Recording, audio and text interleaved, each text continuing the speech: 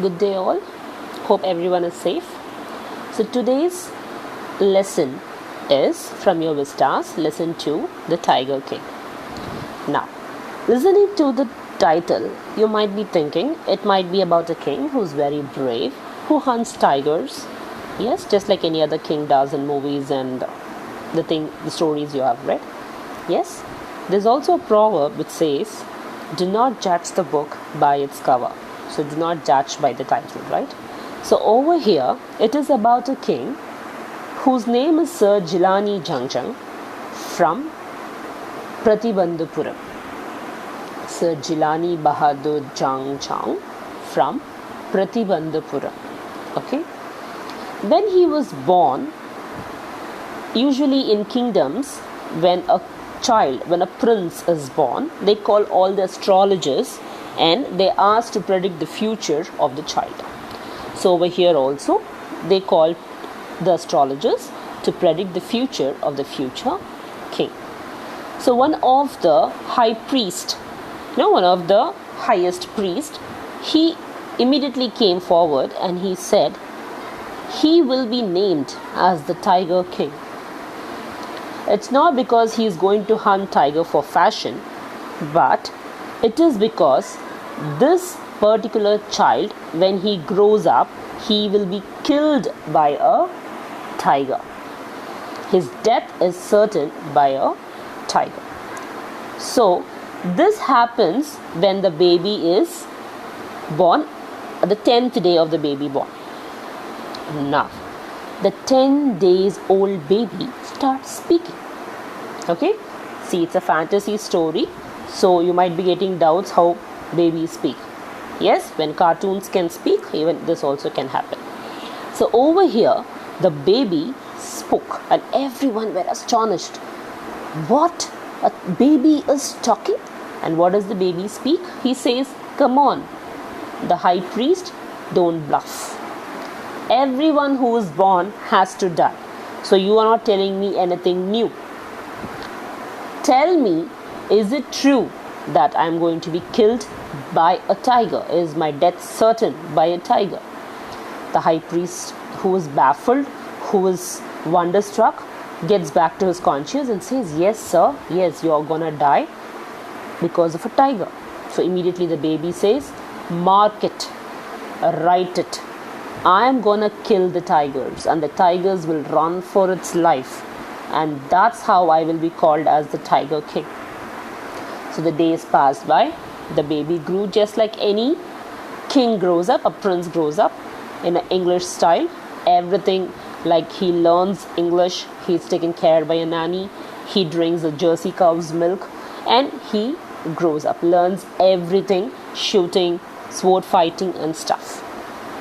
So there is a time when he grows, when he attains the age of 21, he suddenly remembers the high priest's words. So now he is having a fear in his heart. So he passes out a rule in his kingdom. Once he gets onto the throne, he passes down a rule saying that no tiger will be left alive in the kingdom, and they'll be hunted only by me. No one has rights to hunt the tigers in my kingdom except me.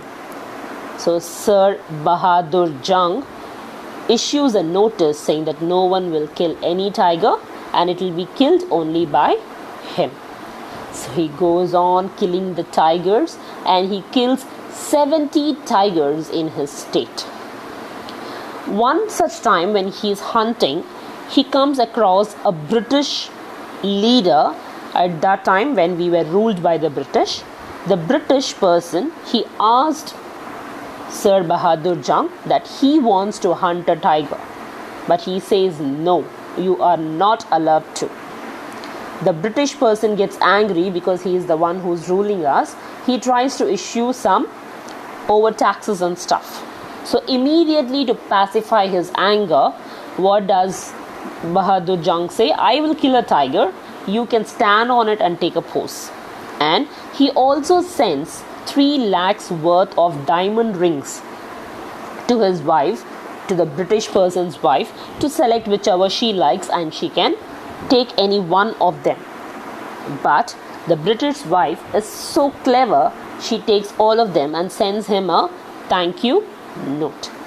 Now, the king is not worried about the money lost, about the diamonds lost. He is worried that he has killed all the tigers in his kingdom. Now he sends a notice to all the villages, to all the people in his kingdom, to search for a tiger for him. It so happens that he cannot get it. So immediately he arranges for his own marriage from the next neighborhood kingdom where he can get those tigers, and gets married to a queen. So when he gets married, he kills the next 29 tigers out there. So how many he has killed? He has killed totally 99 tigers. Still one tiger is left. He has to kill 100 tigers. Okay, so now the 100th tiger will kill you. That's the high priest tells him when he again asks him that I have killed almost all the tigers. Now no tiger can kill me. The priest says no. You are going to be killed by the 100th tiger. Now the king gets worried because there are no tigers left in the country. So he issues heavy taxes on people in anger. He says, if you do not bring a tiger to me, I will not keep quiet. Now the divan, the minister, he gets tired with the king's tantrums. So he arranges an old tiger which was kept in a zoo in the National Park of Madras. So the tiger was brought. It was left in the jungle for the king to shoot it. Now underline, the tiger was very old. So the king aims at it and he shoots. And hearing to the sound of the bullet, the tiger faints. It doesn't die, it faints. And the king, thinking that he has killed the tiger, orders the men to go and bury it. And he goes away from there. And he also issues that he wants the skin of the tiger to be kept in his house to show that he has killed the 100th tiger. So now when the soldiers, when the guards go to take the tiger, they find it to be alive and it is only unconscious because of the bullet. They didn't want to go and inform the king because he will again get angry. So one of them went far off and he pulled an arrow at it and he killed. No one ever told him that he did not kill the 100th tiger. So the king was very happy. He had a 3-year-old son. Now he wanted to celebrate his son's birthday along with the happiness of killing all the tigers. Now he decides to buy a wooden tiger toy to be presented to the child, where the child will be happy at the same time to show that he has killed all the tigers. He goes there and he gets a cheap kind of a wooden toy which is not cleanly carved. So when he presents that to the child, and while the child is playing, he also plays with the child. So while playing, the sliver, a small particle of the wooden toy, gets into the finger of the king, and his finger gets skeptical. It becomes skeptical. He needs an operation, he needs a surgery for it. So when he is admitted in the hospital, the doctors perform an operation over him, and the author, in a very humor way, ends the lesson saying, the doctors come out of the operation theatre saying the operation was successful and the king died. That is, they were all so vexed up with the king's tantrums that they called his death to be very successful. So finally, the predication of the high priest came to be 100% perfect, that a tiger will be the cause of the king's death. May it be a real tiger or a toy tiger. And that's how the lesson ends. Thank you.